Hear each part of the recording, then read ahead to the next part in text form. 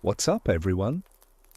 Tonight we slip quietly into the damp, cobblestone streets of medieval Europe. The air is thick with wood smoke and the faint smell of tallow candles, shutters creak in the wind, and somewhere a cat yowls like it's auditioning for the role of most haunted alleyway companion. Your footsteps echo under torchlight, and as you glance around, you notice something strange. Figures moving in and out of doorways, some wrapped in clothing covered in bold stripes. Not fashionable pinstripes like a modern business suit, but harsh, broad lines in glaring contrast. They stand out like warning signs in the night, and in a way, that was the entire point.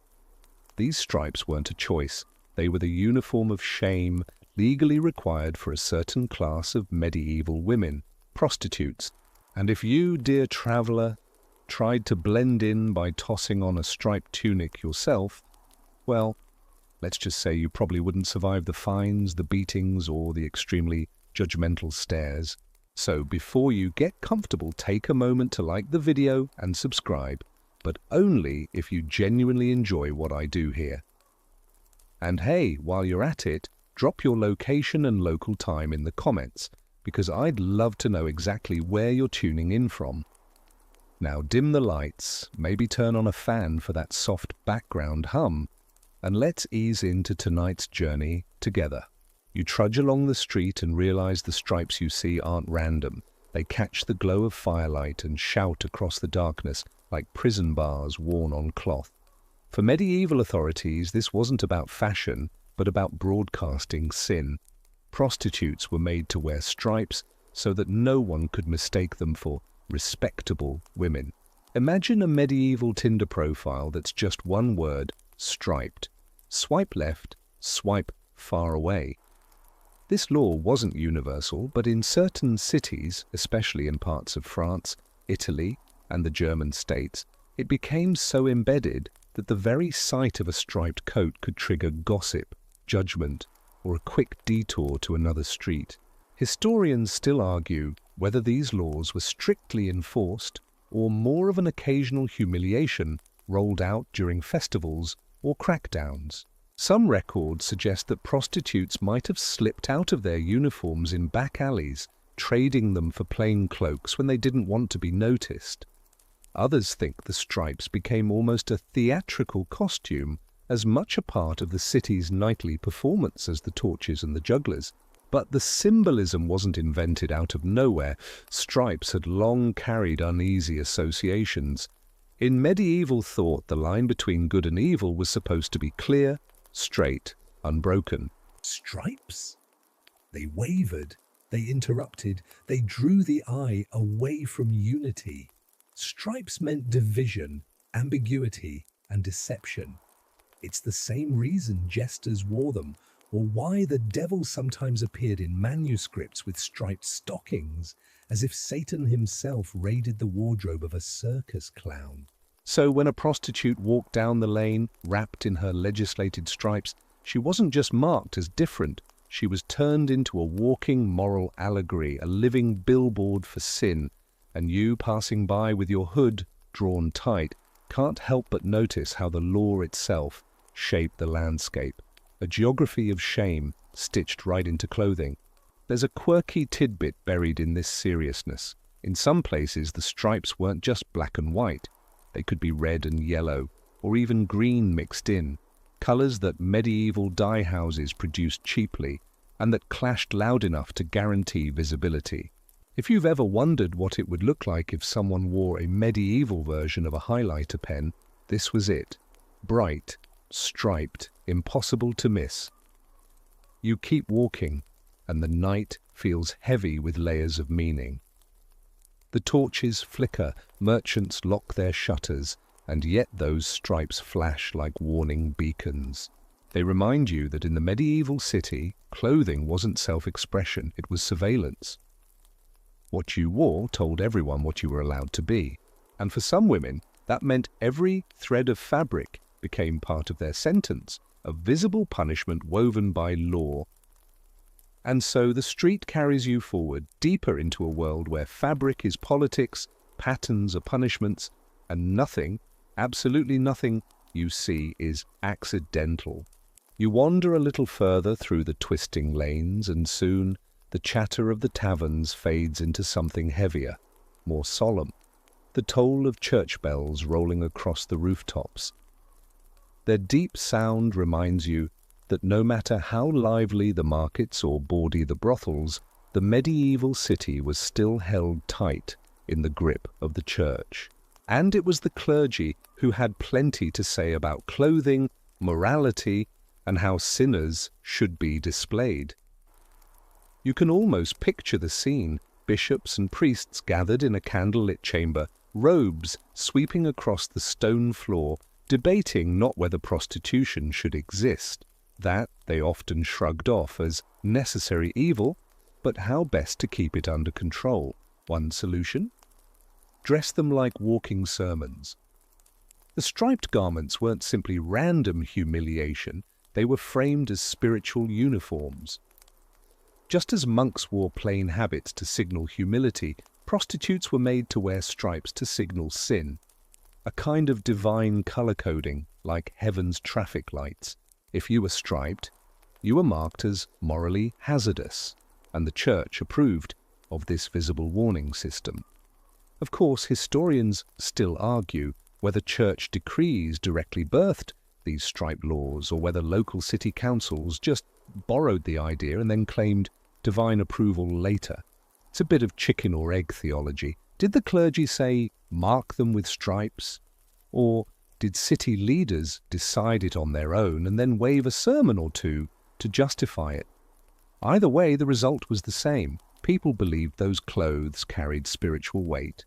There's a quirky little detail that tends to get overlooked. The church wasn't only obsessed with prostitutes wearing stripes. Other outsiders got lumped into the same fabric fate. Executioners, gravediggers, lepers, and sometimes even jugglers.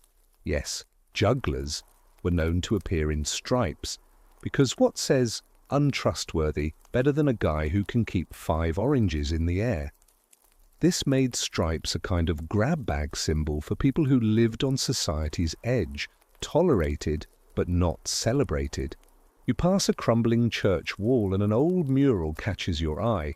It shows the Last Judgment, Christ enthroned at the top, angels with trumpets, and down below, souls tumbling into hellfire. And look closely. Some of the damned are painted in striped garments. Artists used the pattern as visual shorthand. These were people who strayed, who broke laws, who were dangerous to morality. In other words, it wasn't just about clothes. It was about telling a story where sin had a pattern and salvation was pure, unbroken white. Now here's the deliciously ironic part.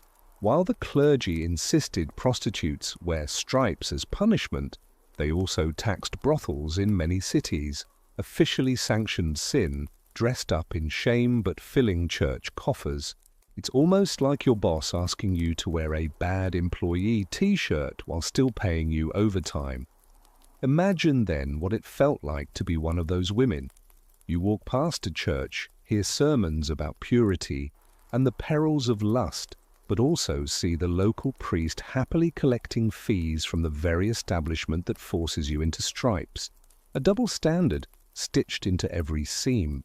And the stripes weren't just public humiliation, they carried danger. To be visibly labelled meant harassment, jeers, even stones thrown by boys who thought they were defending virtue. Stripes weren't cloth, they were targets. You, as an observer, start to notice how the line between religious decree and social violence blurred. When the church said sin must be marked, it gave permission for everyone else to treat the striped woman as less than human. A small, almost comic tidbit. One record from Italy hints that some women tried to outwit the system by sewing their stripes so thin they were nearly invisible, hoping to technically follow the rule while dodging the shame. It's the medieval equivalent of saying, well, technically I'm wearing the uniform, but good luck spotting it. As you walk on, the bells fall silent, but their echo lingers in your chest. You realize that every stripe in the night carried a sermon's shadow. The church wanted sinners to be seen, and once that idea caught on, fabric became theology, thread and dye turned into weapons of spiritual discipline. And so the law marched forward, stripes fluttering like banners in the dark, a constant reminder that in this city, your body, your clothing, and your soul could be legislated all at once. The bells fade and you drift back into the bustle of daylight, where the streets smell of onions, sweat, and freshly baked bread.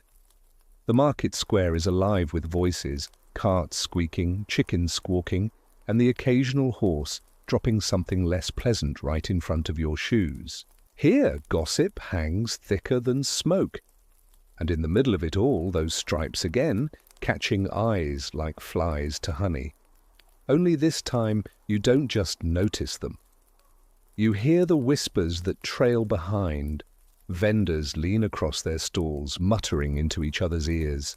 A woman buying turnips raises her eyebrows meaningfully at the striped figure walking past. You see the way chatter ripples through the crowd. There she goes. That one's marked. Careful, don't let your husband look too long. Striped clothing was less like fabric and more like an announcement system. Everyone knew who wore it, and that made gossip inevitable. Historians still argue whether medieval markets were genuinely hostile or just quietly judgmental toward striped women. Some accounts suggest open ridicule with hawkers calling out crude jokes. Others imply a subtler system, people looking away, avoiding eye contact, or making exaggerated pious gestures as a striped woman passed. Either way, the market was the theatre of reputation, and stripes were the script nobody could ignore. Here's a quirky little tidbit. In a few cities, striped women were also required to carry bells or distinctive headgear, so no one could claim ignorance. Imagine trying to slip through a crowd while jingling like a cat toy. If you've ever felt embarrassed by the squeak of wet sneakers, multiply that by 10 and add centuries of moral judgment. You pause near a fruit stall, and the gossip swirls like bees. Fashion itself becomes rumor's best friend. People didn't need to ask, "Who is she?" The clothes answered. And once those whispers started, they travelled. A woman might live her whole life marked by what she wore on one street corner. You realize how fragile anonymity was. In your world, you can vanish into a hoodie and headphones. Here, the stripes pinned you to everyone's tongue. The irony, though, is that gossip had its double edge. On one hand, stripes humiliated. On the other, they made prostitutes notorious. In a world where advertising wasn't billboards but word of mouth, being the striped one could also mean being remembered, sought out, even desired in a rebellious sort of way.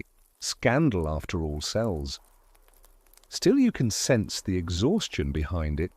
To walk through a market, feeling every eye follow, every murmur hover, must have weighed heavier than the cloth itself. Stripes weren't just about control, they were about community theatre, everyone participating in the act of pointing, judging, confirming their own supposed virtue. And yet, some women found ways to lean into it.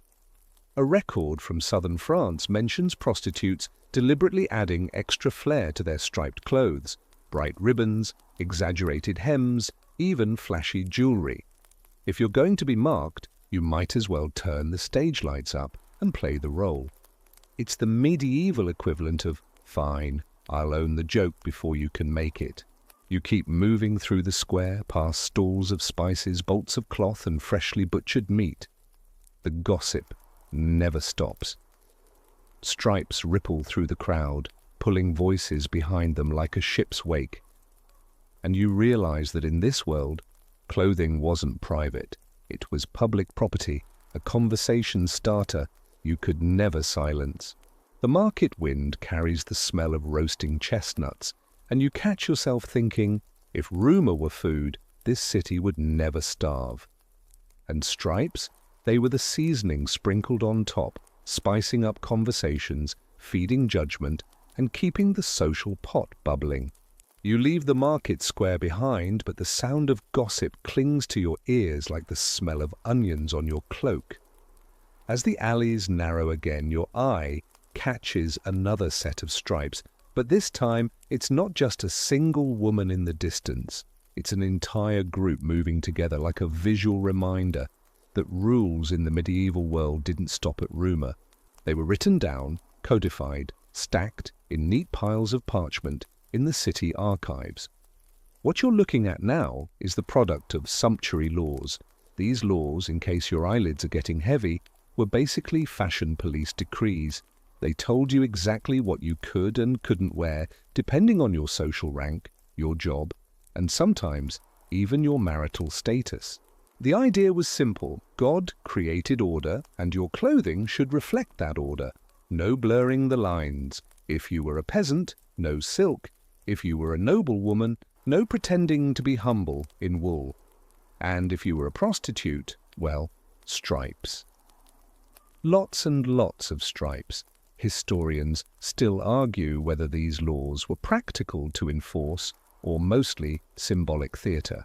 Imagine a medieval bailiff running around with a tape measure, checking if your tunic was too fancy. More often, the rules seemed to be enforced when someone flaunted them too loudly.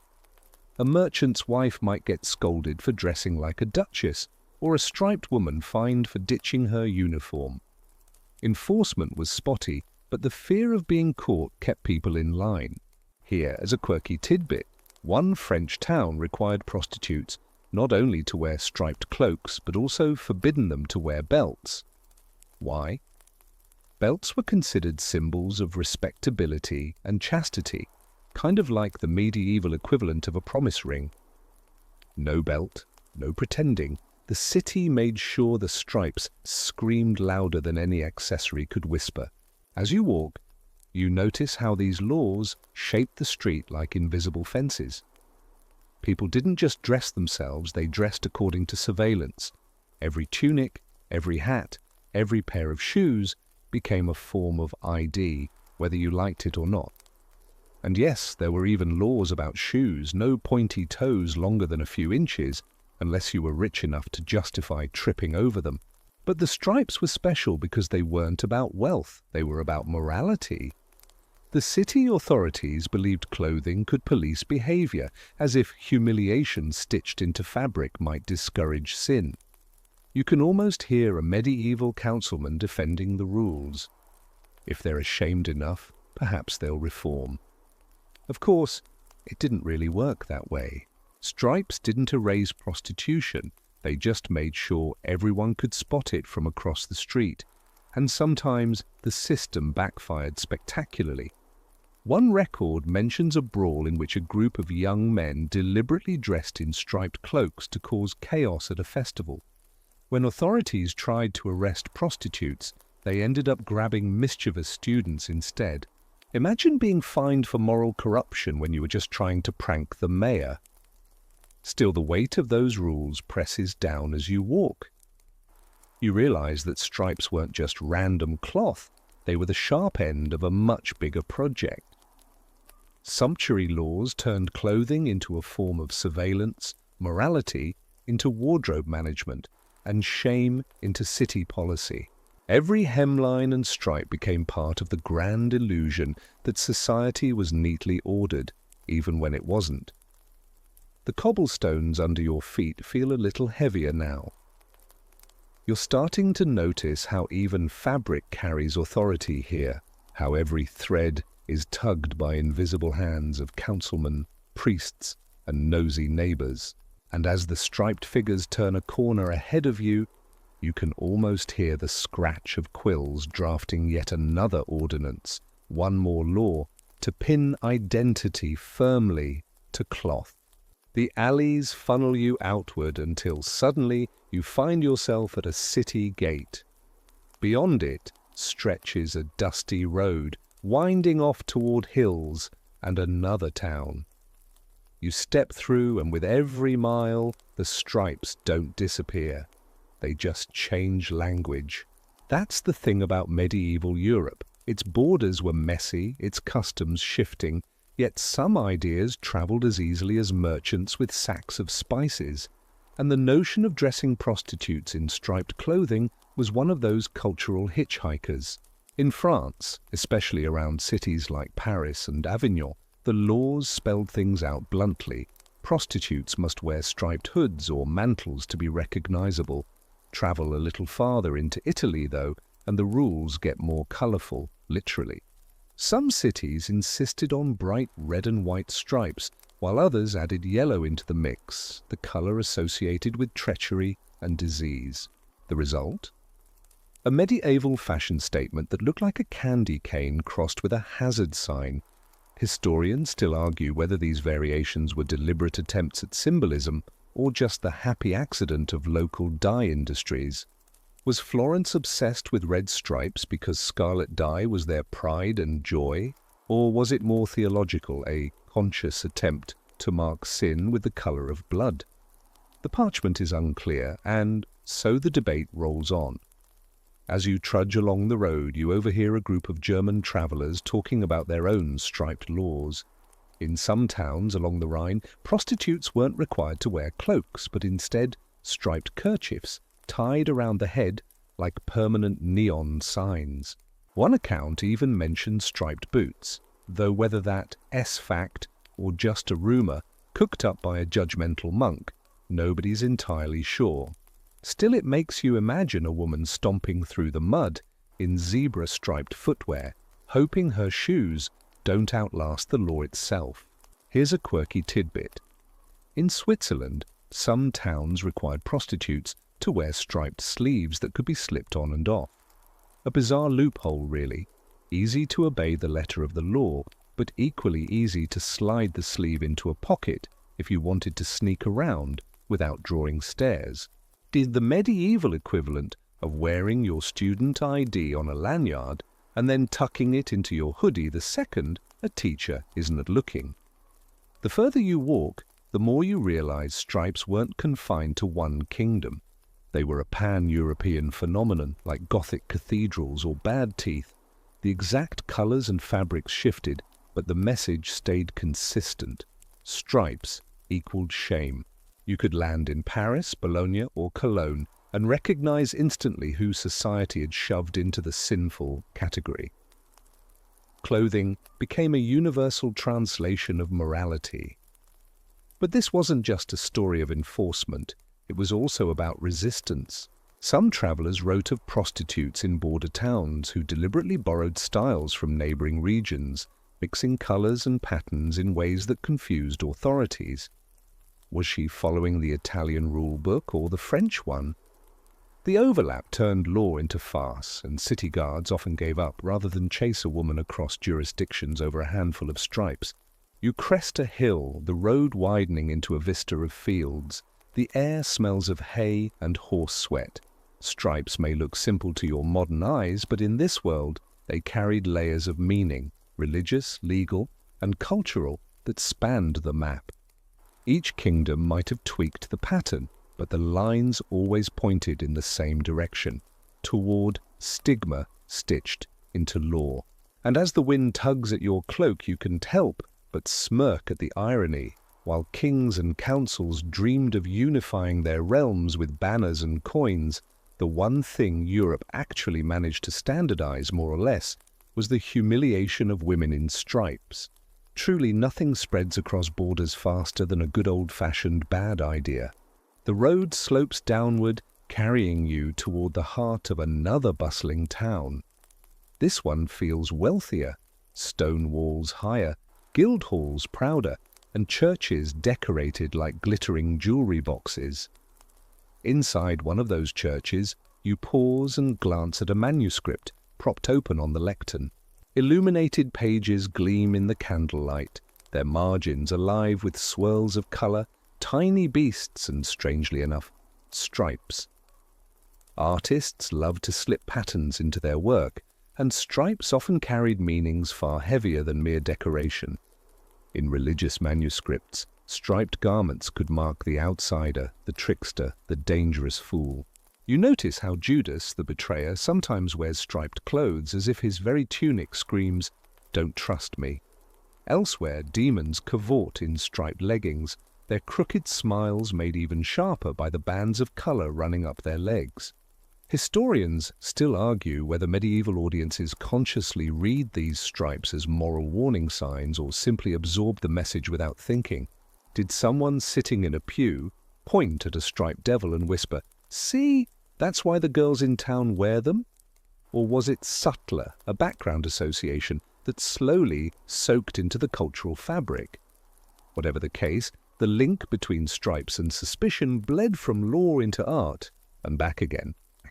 You tilt your head and find a quirky little detail. Jesters, those professional clowns of medieval courts, also appeared decked out in stripes. Their job was to mock, to unsettle, to say the unsayable, and their clothing reflected that liminal status. Like prostitutes, they straddled boundaries, tolerated but marginalized, laughed at but rarely respected. Stripes made them visible, a living reminder of society's edge. Step outside into the town square and you see murals decorating public walls where striped figures shuffle in scenes of punishment or farce. Art reinforced what law demanded. The message was stitched into tunics, painted onto plaster, and inked into sacred books. Stripes meant deception, danger, laughter, or shame, but almost never respect. The symbolism wasn't limited to humans either. Some bestiaries, the medieval version of animal encyclopedias, depicted striped beasts as chaotic, untrustworthy, or exotic. Tigers, when they were described at all, came across as strange, dangerous creatures, far removed from orderly domestic life. Even in animals, stripes whispered the same warning: stay cautious. As you wander through a merchant's house, your eye catches a tapestry. There, a scene of carnival unfolds. Peasants dancing, masked figures leaping, and once again, a woman in striped clothing at the center, her role somewhere between comic relief and cautionary tale. Stripes weren't just a uniform, they were a visual shorthand that audiences could instantly decode. It's strange, isn't it? In your world, stripes might mean a referee, a candy wrapper, or a zebra crossing, but in the Middle Ages, stripes meant society's edge, people and creatures that made others nervous. And when art carried that message, it only strengthened the laws outside the frame. Imagine sitting in a candlelit chapel, gazing at a wall, painting of the damned tumbling into hell, their striped clothes bright against the flames. Then imagine walking out into the street and seeing the same pattern wrapped around living bodies. The line between canvas and cobblestone blurs until you can quite tell whether the law inspired the art or the art justified the law. And as the bells chime the hour, you realize every stripe you see in this town isn't random. It's part of a broader visual language where fabric and pigment join forces to tell you exactly who belongs and who doesn't. The square fades behind you, and soon the streets narrow again, their stones worn smooth by centuries of footsteps. A faint music drifts through the air, lute strings, tambourines, voices raised in laughter. Following the sound, you come upon a building that glows with torchlight and perfume. A brothel, unmistakable. Its doors are wide, its curtains half drawn, and its striped figures move in and out like moths fluttering toward candle flames. Here, the stripes take on a new weight. They're not just the product of laws or sermons, they're the price of doing business. Brothels in many medieval towns weren't hidden dens of vice. They were licensed, taxed, and sometimes even owned by the municipality itself. You hear the clerk inside rattling coins, the sound of regulation disguised as revelry. The city frowned at prostitution in public, but behind closed doors it kept careful ledgers, counting profits drawn from those same striped uniforms. Historians still argue whether this arrangement was more about public health, moral compromise, or sheer financial convenience. Was the city genuinely concerned with controlling disease and violence, Or was it just another creative tax opportunity? Records show both impulses: regulations banning brothels near churches, alongside neat columns of income recorded from sin taxes. Hypocrisy doesn't get much clearer than that. Here's a quirky tidbit. Some towns gave brothels official crests or signs, almost like franchises. In Toulouse, one establishment reportedly flew a banner depicting a pair of boots, while another carried the image of a cat. Imagine it, medieval people wandering streets, spotting the striped women at the door, and checking the crest above to know exactly which brand of sin they were shopping for. You slip inside and the air is warm, heavy with incense and wine.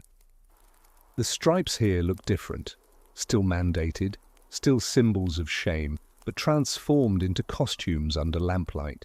Prostitutes joke, dance and sing, their striped mantles cut shorter, their sleeves decorated, the humiliation turned inside out into something playful. They know they are marked, so they exaggerate the mark, reclaiming the gaze for themselves. One woman notices your stare and smirks. Her striped shawl is tied in such a way that it flutters dramatically when she spins. You realize she's using the law's burden as a stage prop. In here, the uniform of shame becomes the centerpiece of the performance. Still, the darker side lingers.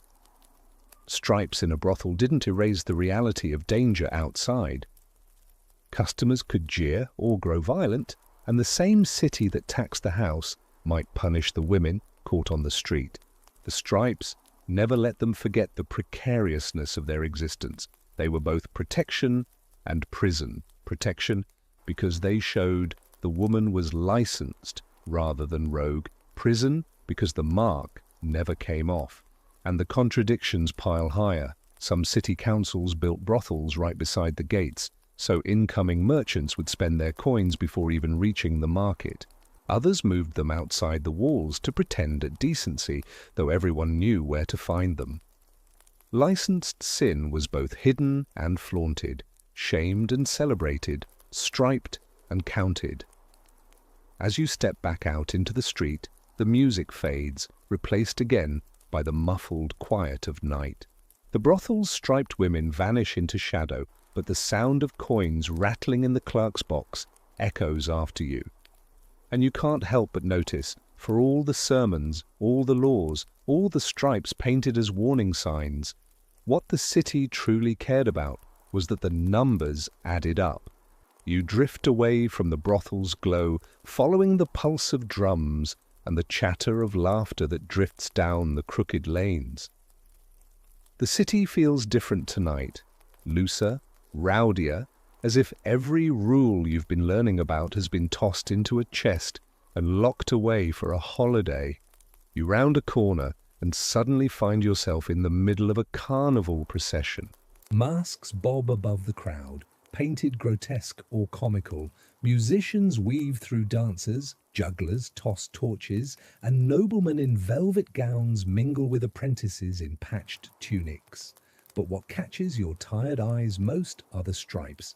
They are everywhere, on cloaks, on leggings, painted across faces. The very pattern that serves as punishment on ordinary days is now paraded as festivity. Historians still argue whether carnivals mocked authority or secretly reinforced it. Were these festivals a true rebellion, allowing commoners to laugh at the rules, or were they safety valves, controlled chaos that ultimately kept the system stable? Either way, the irony is impossible to miss. Nobles who passed sumptuary laws against striped prostitutes are now prancing through the square in matching bands of red and yellow. Here's a quirky tidbit. In Venice, some masked carnival costumes deliberately imitated prostitutes' uniforms down to the striped sleeves. Wealthy men strutted through the piazza pretending to be the very women they scolded, protected by the anonymity of a mask. It's the medieval equivalent of your boss showing up to Halloween dressed as the co-worker they just reprimanded last week. Hypocrisy tastes even better with wine. The procession winds past a church, and you notice how stripes glow in torchlight. They no longer signal exclusion, they blend into the riot of colour. A prostitute herself could slip into this crowd and, for one night, the uniform of shame would dissolve into the carnival's sea. Perhaps that was part of the draw, a brief chance to vanish into joy, to let stripes mean laughter instead of condemnation. You step carefully as masked revellers spill wine onto the cobblestones. Laughter explodes when a mock priest, dressed in striped vestments, waves a wooden cross upside down. The crowd howls, not because they believe in sacrilege, but because the sight of stripes on sacred robes flips their world upside down. For a few nights, the border between sin and virtue blurs, and stripes become parody instead of prison. Yet the play has sharp edges. Authorities tolerated carnival precisely because it ended.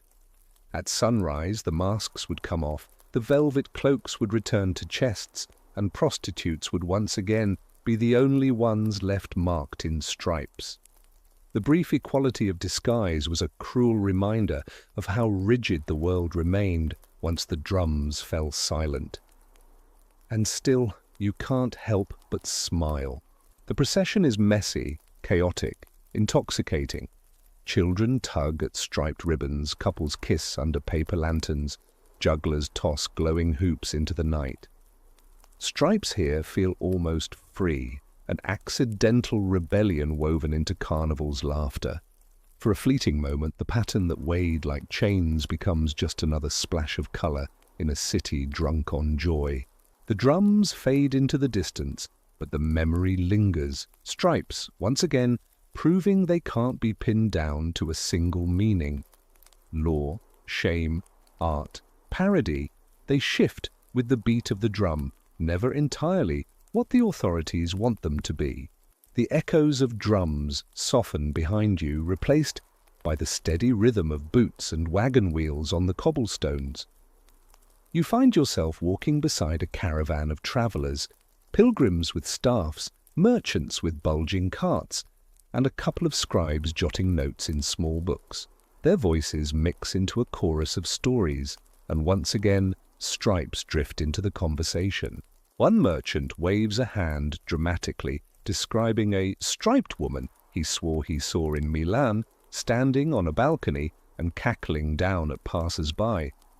A pilgrim interrupts, claiming he'd heard of entire inns in Germany staffed only by striped women, each with a special chant to lure men inside. You raise an eyebrow. These tales sound exaggerated, like spooky stories told around a campfire.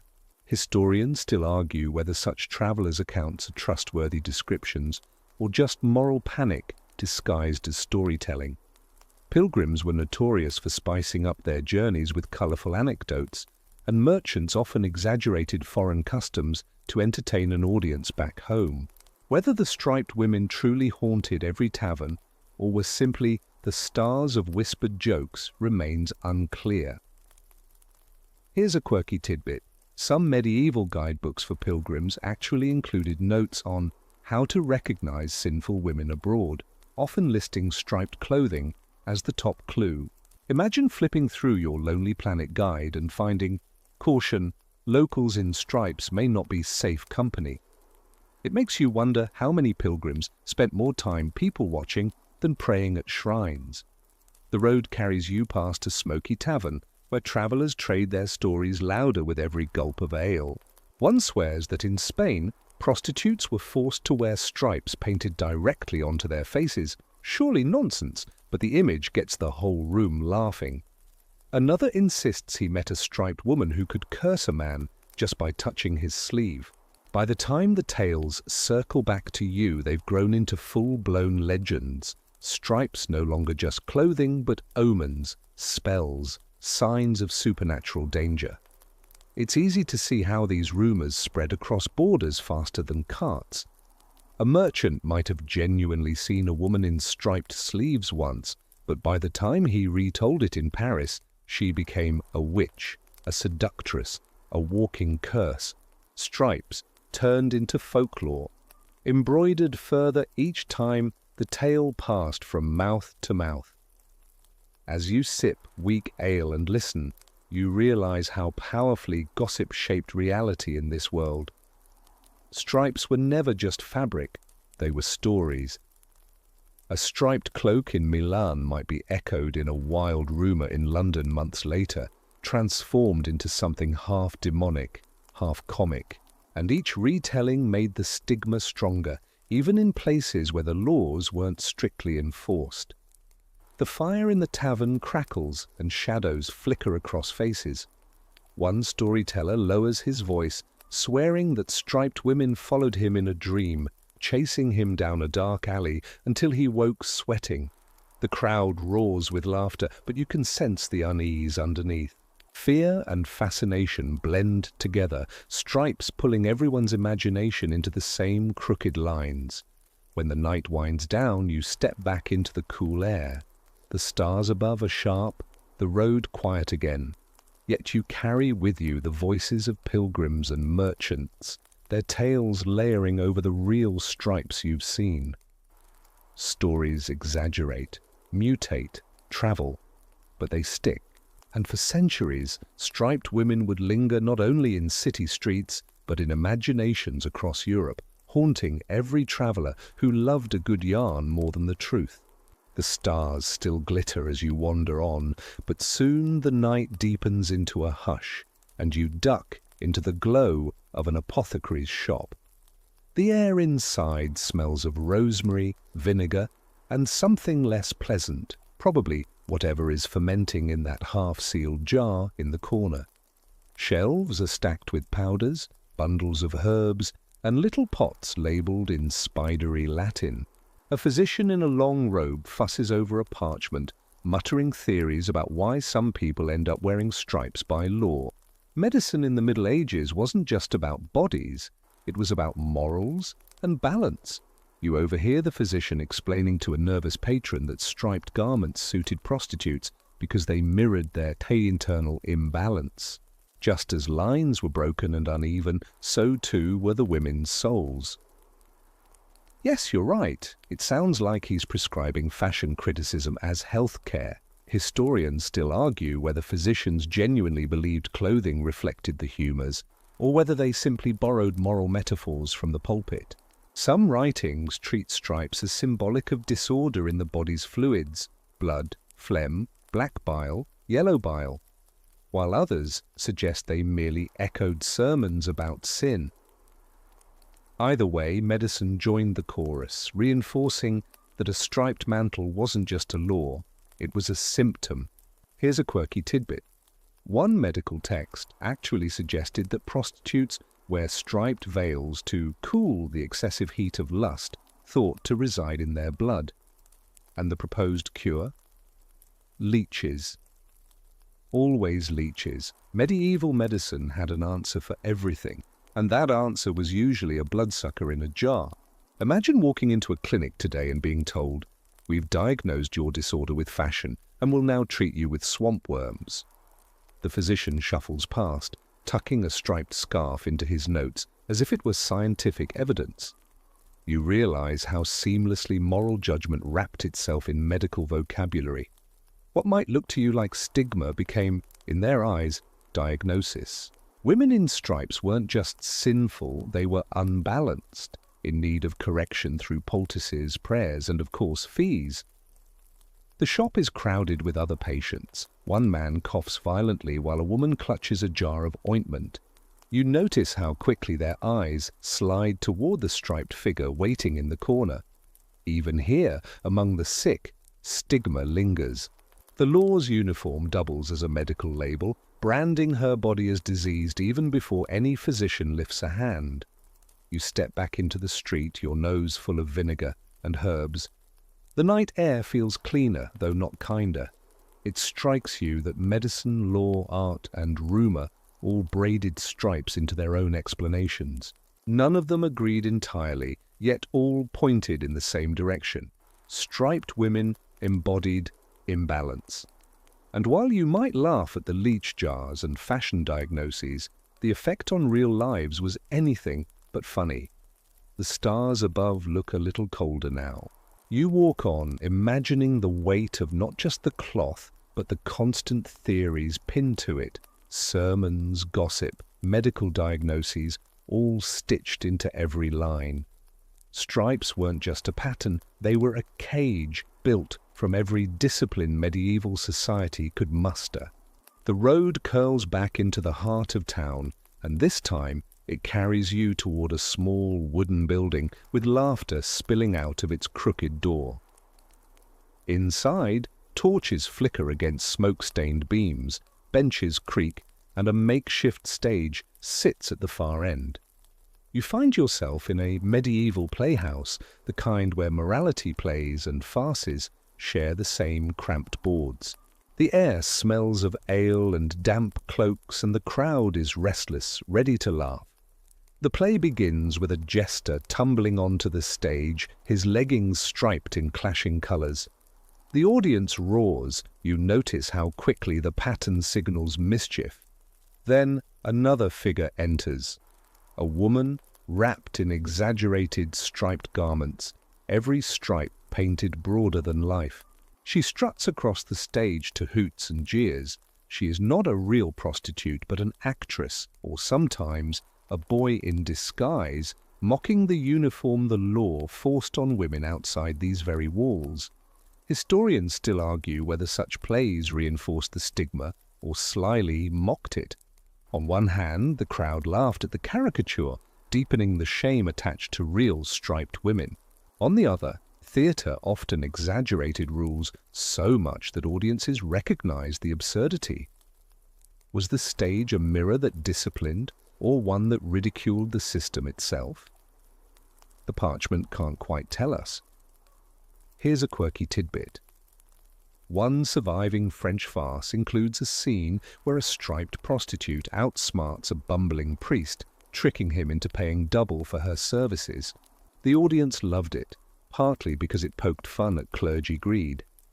Imagine the scandal of laughing at stripes on stage, then walking outside to see the same uniform patrolling the streets in real life. You watch as the striped character slips on a banana peel, well, the medieval equivalent, probably a chunk of bread or turnip, and the audience howls. The performance piles humiliation upon humiliation, but you notice something else. The crowd is mesmerized. The stripes command attention. They may signify shame, but on stage they're also a magnet, pulling every eye. Outside the playhouse, the mood is no different. Street performers use stripes as quick shorthand for the foolish or corrupt. Puppeteers paint their dolls with little striped cloaks, while ballad singers rhyme about striped ladies to draw in coin.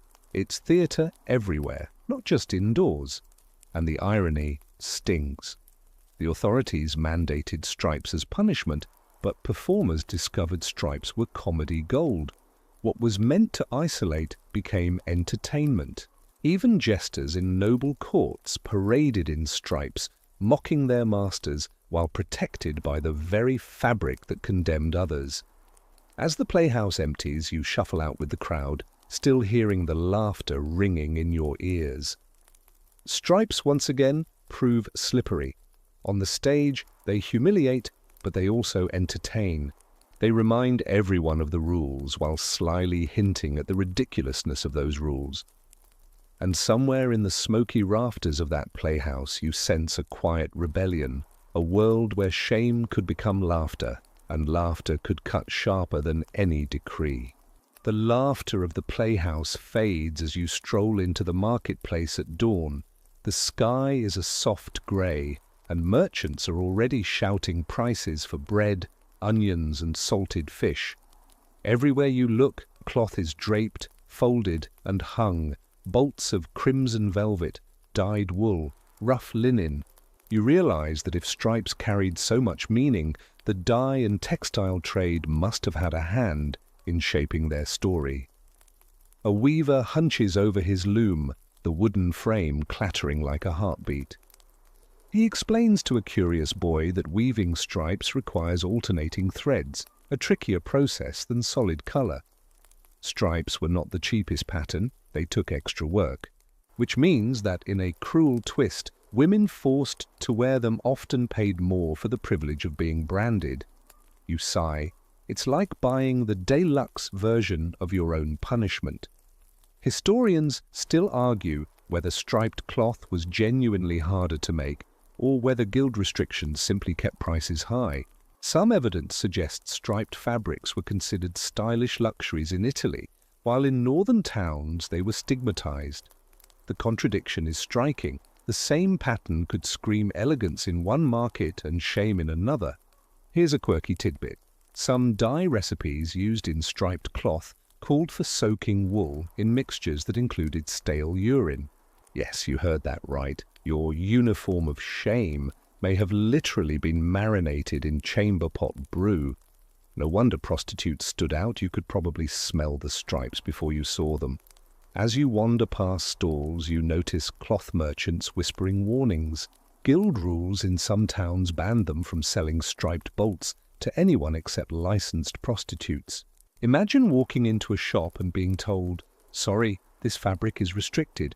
Try something less incriminating like plain grey." Laws stitched their way right into the market economy. Yet here's the strange part. Stripes never fully disappeared from mainstream fashion. Children wore striped caps, jesters flaunted them, and wealthy nobles sometimes ordered striped stockings just to show off their wealth. Stripes swung wildly between luxury and stigma, depending on who wore them and where. The marketplace became a battlefield of meanings, with every bolt of cloth carrying potential scandal. You pause at a stall where a merchant unrolls a striped wool cloak, bold red and white. He swears it came from Florence, where stripes are the height of fashion. But he lowers his voice when he admits no respectable Parisian would dare wear it. The fabric itself hasn't changed, only the meaning stitched into it by law and rumour. The morning grows brighter, and carts rattle across the square. You can't help but marvel at how economics wove into morality. Stripes weren't just decrees, they were dye recipes, guild restrictions, trade networks. The law might have commanded prostitutes to wear stripes, but it was weavers, dyers, and merchants who made sure those stripes were bright enough to be seen across a crowded square. And as you step away, you realize something simple. Shame always costs extra. The market noise lingers in your ears as you wander into a quieter lane. At the far end stands a small church, its wooden doors open, incense drifting into the morning air.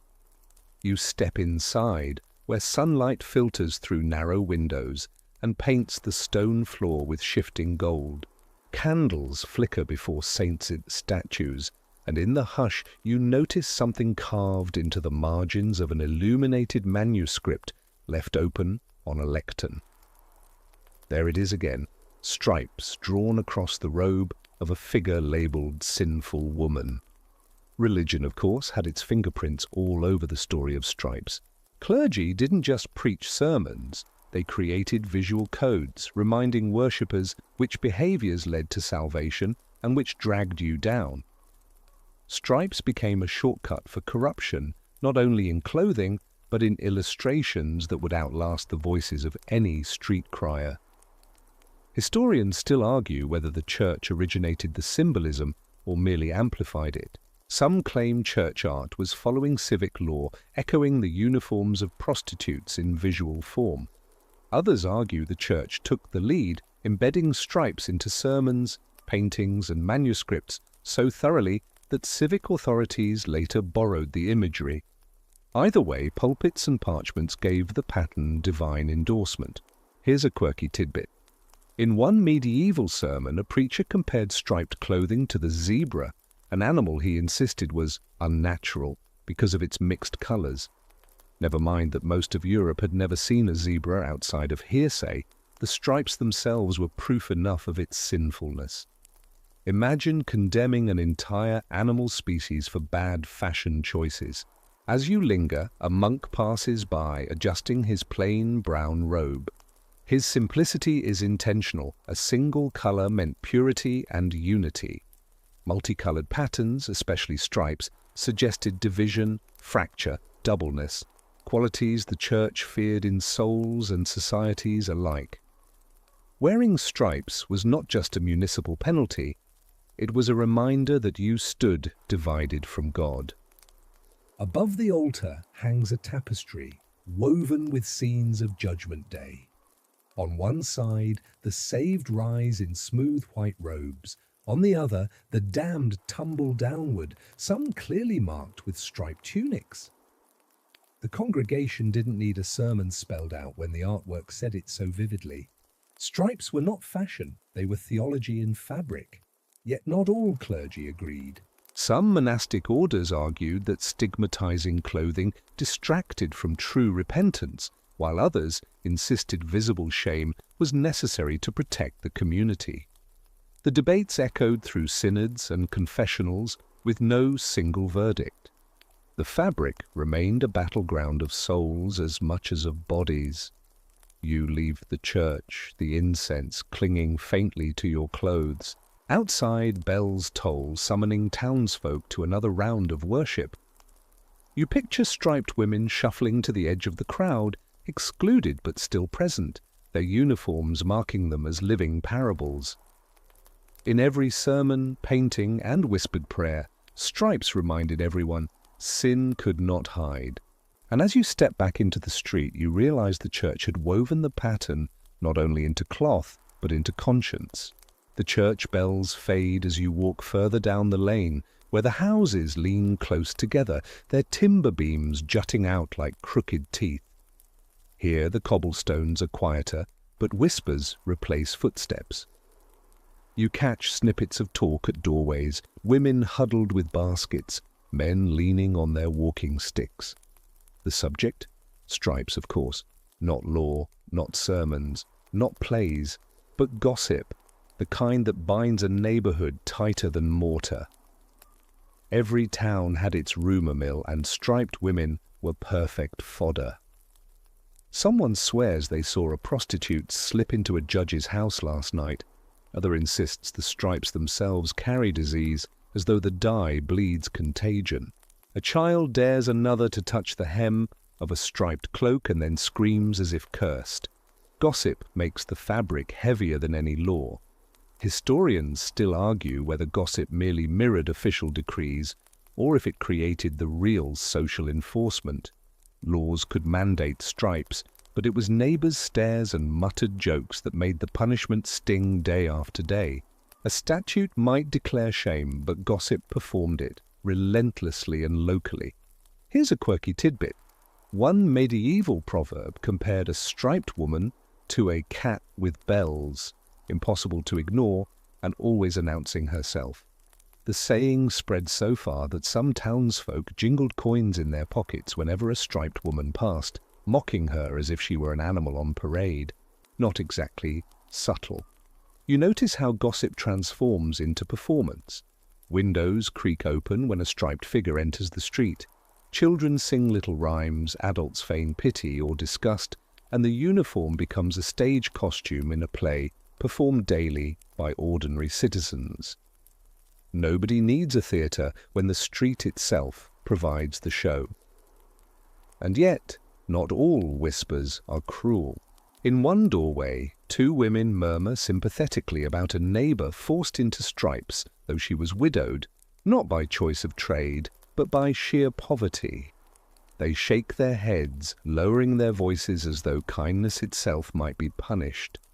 The gossip, in rare moments, cuts the other way, challenging rather than enforcing shame. The striped garment, you realize, didn't only mark its wearer, it also marked everyone around her, testing who would mock, who would ignore, who might secretly defend. Every encounter in the street became a small moral theatre, and the script was written not in parchment, but in whispers. You continue down the lane, and the voices fade behind you, yet the echoes remain. Stripes might have started in decrees, guilds, pulpits, or plays, but it was gossip that stitched them into everyday life. And unlike fabric, gossip never wore out. The gossip drifts away as you step toward the edge of town, where the road stretches open and the fields ripple under a soft breeze. You've travelled through laws, markets, churches, and playhouses, watching stripes slip from one meaning to another. And now, centuries later, you realize the pattern didn't vanish with medieval streets. It simply changed costumes. You glance at a photograph in your mind's eye, black and white prison uniforms, the kind you've seen in movies. The logic is familiar, and stripes make escapees visible from a distance, a safety measure dressed up as shame. The echo of medieval logic rings clear. Mark the transgressor, make them instantly legible. Historians still argue whether prison uniforms directly inherited medieval stigma or whether the resemblance is coincidence. Some trace a straight line from civic decrees about prostitutes to 19th century penal codes. Others say stripes simply offered practical visibility in a field or quarry. Either way, the visual rhyme is hard to ignore. Here's a quirky tidbit. Early American baseball teams briefly wore striped uniforms in the 1880s, only to abandon them when fans complained the players looked like convicts. Imagine paying to see your favorite pitcher and wondering if he'd wandered out of jail on his lunch break. Stripes, though, aren't always shameful anymore. On today's runways, bold striped suits strut down the catwalk as a mark of confidence. Sports jerseys wrap athletes in team colors, making them identifiable at a glance, but celebrated rather than scorned. Even candy canes get in on the act, their cheerful red and white spirals turning the old stigma into sweetness. And yet you sense a ghost behind every stripe. Designers lean into the power of the pattern, knowing its long history makes it impossible to see it as just fabric. Every line whispers of medieval alleys, painted manuscripts, carnival jesters, and the women forced to walk in uniforms of shame. The road narrows, the daylight softens, and you feel the journey slowing. Stripes have traveled far, from danger to fashion, from punishment to play. They remind you how meaning never stays still. A garment meant to isolate became laughter, fear, gossip, theology, and finally style. You take a deep breath, letting the wind carry the story away like a banner fluttering in the dusk. The past doesn't vanish, it just folds itself into the present, one stripe at a time. The path grows quieter now, the stones smoothing beneath your steps as twilight drapes its slow veil across the fields. The story has carried you far, through narrow alleys and echoing playhouses, through markets bright with bolts of fabric, and churches heavy with incense. And here, at the edge of it all, the rhythm softens. You no longer need to chase the arguments of historians or weigh the gossip of merchants. Instead, you can let the lines of the tale blur, like stripes melting into dusk. Every fabric, every whisper, every torchlit shadow has brought you here, to this calm, spacious silence. The air is cooler now, the breeze steady and unhurried. You notice the fields rolling out before you, as though the earth itself has unclenched. The stripes of furrows in the soil are no longer marks of punishment, but patterns of care, drawn by hands preparing for harvest. What once signaled division and shame has softened into something natural, something steady, something safe. Your breathing follows the rhythm, slow, even, steady. Inhale as the candle flames gutter low. Exhale as the sound of distant bells fades into nothing. The world no longer presses in with noise or judgment. It simply stretches outward, wide and welcoming, waiting for you to rest. So close your eyes now, letting the story dissolve into calm. The medieval streets can keep their torches, their laughter, their rules. You've walked them long enough. Tonight, there is only the hum of quiet air, the slow settling of thoughts, and the comfort of stillness. Stripes or no stripes, you carry only peace. Sleep well and dream gently.